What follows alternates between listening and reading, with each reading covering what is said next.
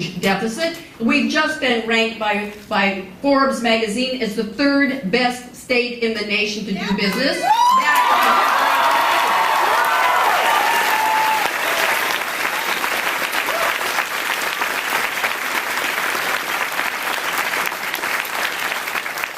Investing in education, which he criticizes, by the way, and he cut $1 billion when he did his budget, now proposes to cut another $1 billion to pave roads. Yes, to pave roads, he would take it out on the backs of students and education. Let me tell you what we've done. We came in and we said, you know what? You can't have the greatest economy if you don't have the greatest workforce. So we said early childhood education, that's where it begins. We were one of the worst in the country, we're one of the best in the country.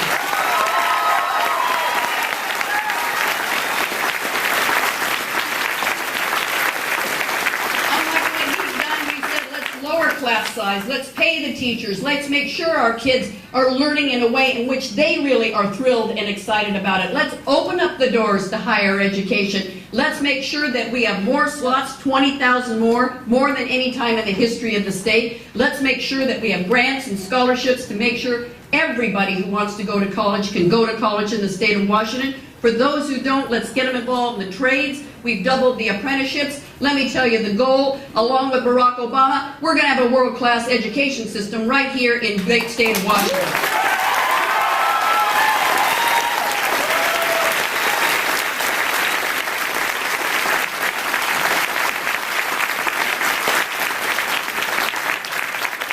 And oh, by the way, healthcare.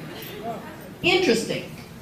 That deregulation on Wall Street. No cop on the beat, right? As if we didn't think if there was no cop on the beat, there wouldn't be flagrant greed at the expense of all of us. He now has come forward, my opponent, to say, let's deregulate health care in the state of Washington. That is amazing to me, amazing to me. And then he says, let's get rid of the mandates. What? Mandates for things like mammograms or prostate screening? I mean, this is a person who is out of touch with the people of the state of Washington. I'll tell you what we're doing. When he cut 40,000 poor kids off health care, we stopped that. We've added 84,000. We've made sure our senior citizens have affordable prescription medication. But importantly, the richest nation in the world needs to step up and say, we're going to have accessible, affordable, quality health care. And with Barack Obama, we're going to make it happen for every Washingtonian and every American.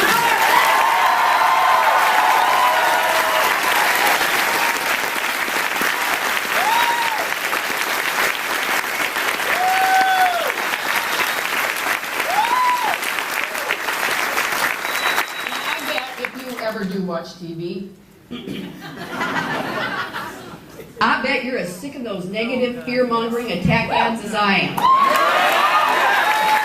You know, I think we hit a new low, an absolute new low on the sex predator ads. Beyond me. Every sheriff, police chief, prosecutor, Republican, Democrat, independent, vegetarian has come out and said, those ads are wrong. That is wrong. Let's not do that. I was in Eatonville here a week or so ago. A little 3rd grader came up to me and said, can I ask you a question?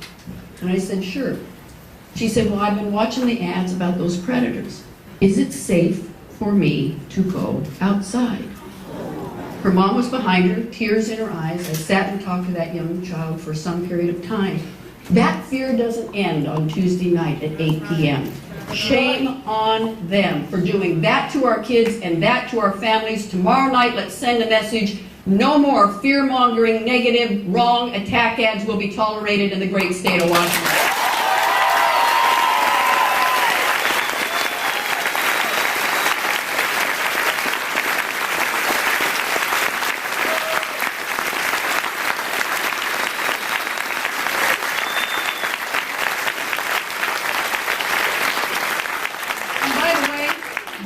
Message tomorrow night.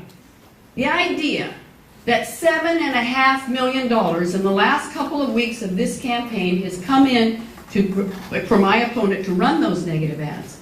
Who's the supporter of those negative ads? It's those who did the Swift Boat ads 4 years ago against John Kerry. It's big oil in Texas. It's gambling interests in Mississippi and Las Vegas. I want you to join me tomorrow night and send a very, very clear message. This state, this governor's office is not for sale.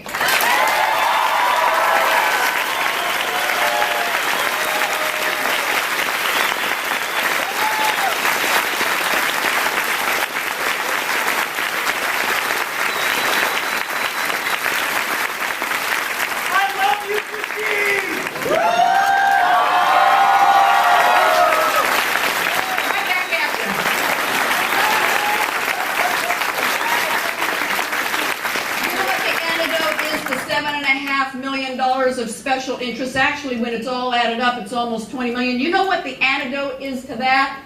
You going out there from the ground up saying nobody buys this state, nobody buys anything, we're going to take it over, it's ours, and we're going to make sure everybody understands that and gets them out to vote. Thank you. Let's make sure we get that job done tomorrow night.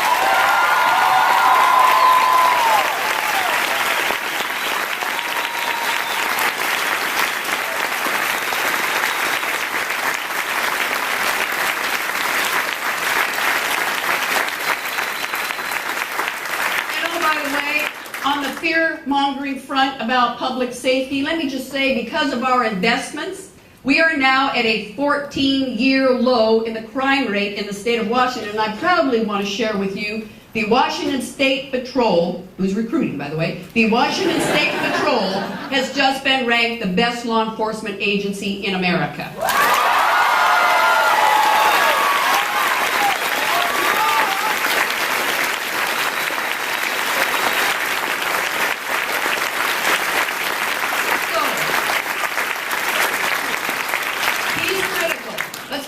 He's critical of our investments in education. He's critical of our investments in healthcare and public safety. But let me just tell you, the Pew Institute, nonpartisan Pew Institute, just went out, did an elaborate evaluation of all the states, gave them all a grade. Every state hates it. But here in this state, we were just ranked one of the top 3 best managed states in America.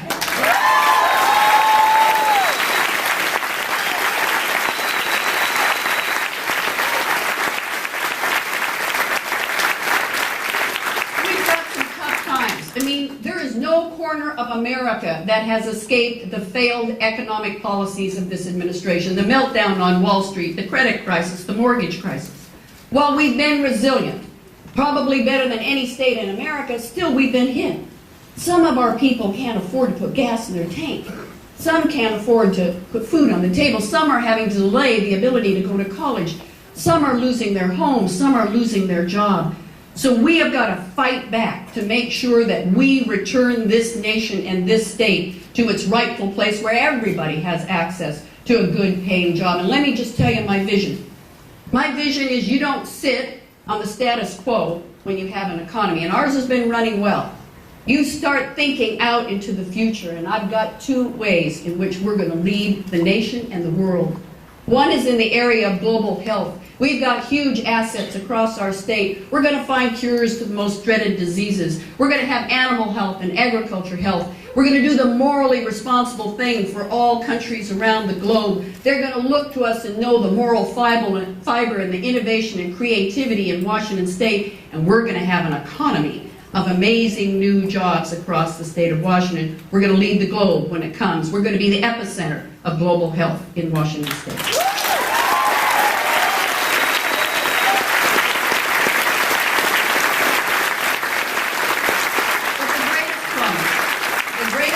Is one that Al Gore, who was here about a week ago, said. He said, you know what? There is no greater promise since the Industrial Revolution than the ability of us to have a green, clean economy. And he said, let me just tell you, who's leading the nation, who's leading this state, is the individual and the state that's got the leadership to make it happen. The rest of the country is looking to Washington State and Governor Gregoire as a leader to make this happen. We, just a couple of years ago, weren't on anybody's screen when it came to wind power. We are now the 5th largest producer of wind in the entire country.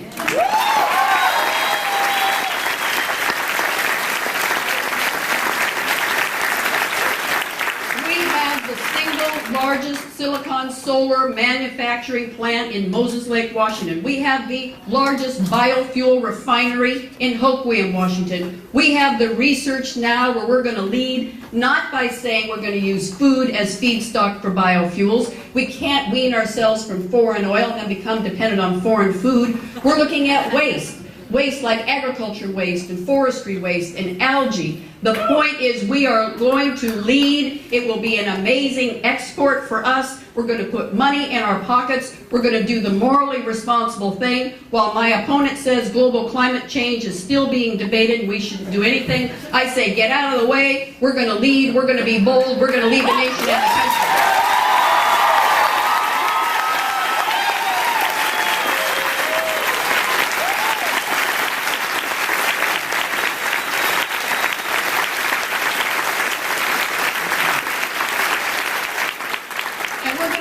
continue. You came here in part because of the quality of life. You, I predict, will want to stay here. My daughters went away, and now they've come back. They've come back because of the quality of life in the great state of Washington. That Puget Sound is an amazing place. But in some places, it's sick and it's dying. And you know what? We're going to show the rest of this country how an estuary ought to survive, how an estuary ought to be fishable, diggable, and swimmable. With the likes of a guy by the name of Bill Ruckelshaus, Norm Dix, and David Dix, and myself, while my opponent is fighting us every step of the way, I say let's show the rest of this state and nation how you clean up Puget Sound and leave it to the next generation to be proud of what they have.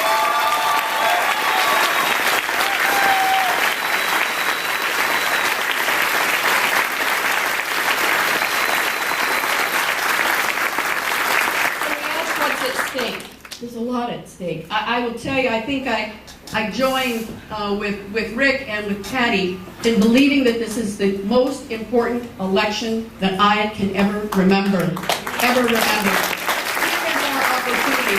I look at the last 7.5 years and I say, how could this have happened in this country? And I say tomorrow night is the night that we say, each and every one of you in this room is going to take this country back. We're going to send a message to the rest of the world. We are proud of our country. We are the greatest country because we've elected Barack Obama as President of the United States.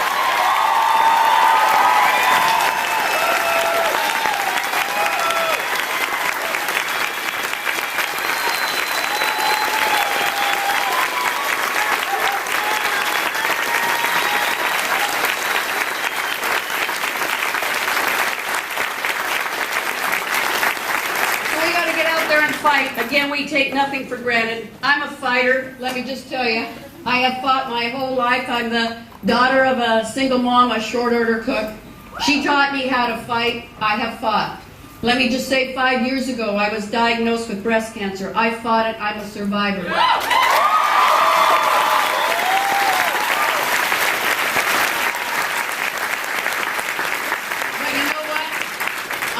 That mammogram and early detection. I had great health care providers. I had insurance. That's what every Washingtonian should have.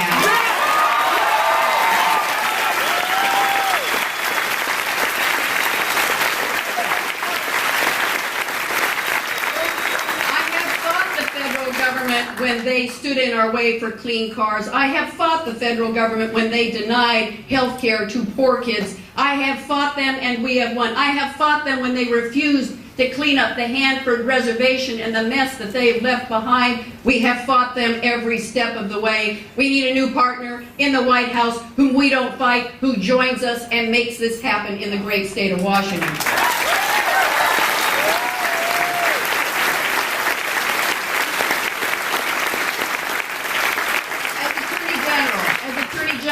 I was asked by all of my colleagues to lead the fight against big tobacco, and I won.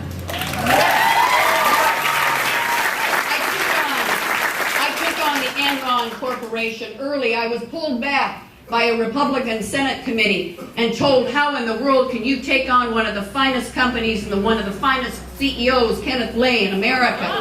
1 year later, after my lawsuit had shown all the lying and cheating that was going on, I was called back before that same committee and they said, what took you so long to get that guy?